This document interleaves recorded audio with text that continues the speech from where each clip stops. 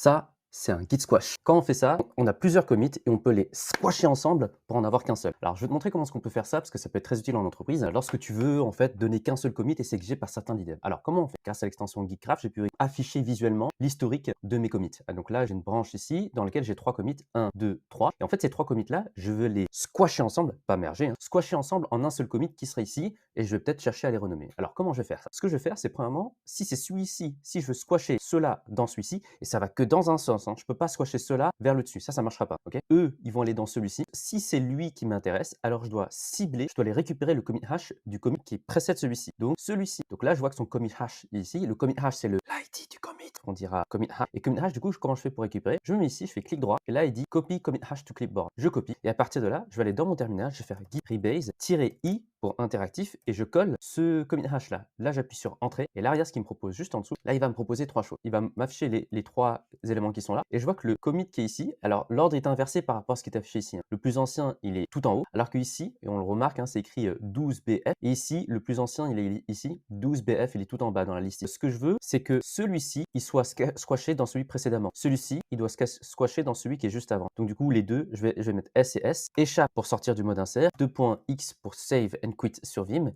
et là j'appuie sur entrée. Et là regarde ce qui se passe à partir de là, tu as vu? Là, this is a combination of 3 commits. Donc là en fait, là je vais avoir les 3 messages de commit. Là j'ai là des order card remove types. Donc là je veux le retirer. Donc DD pour delete, on s'entend bien. Et là il dit ça c'est le commit numéro 2. Là j'appuie sur D. Et là en fait ici c'est le premier commit message. Donc en fait c'est le commit de celui qui est tout là-haut. Comment je vais faire? Bah là je retire tout ça et je peux mettre le message qui m'intéresse. Mais j'aurais pu laisser le même. Franchement c'est moi qui décide à partir de là. Et là je vais mettre par exemple dans le cadre de ça c'est dans le cadre de ma formation TypeScript entreprise. Donc là je vais écrire ajout des catégories. Et là en fait c'est dans la page order, card, ajout des catégories. Et voilà, échappe pour sortir du mode insert, 2.x pour quit and save, j'appuie sur entrée. Et regarde ce qui va se passer ici. Ici, si je refresh le tout, j'ai qu'un seul commit. Juste après la dev, là, j'ai qu'un seul commit, ajout des catégories. Les 3 commits ont été squash en un seul.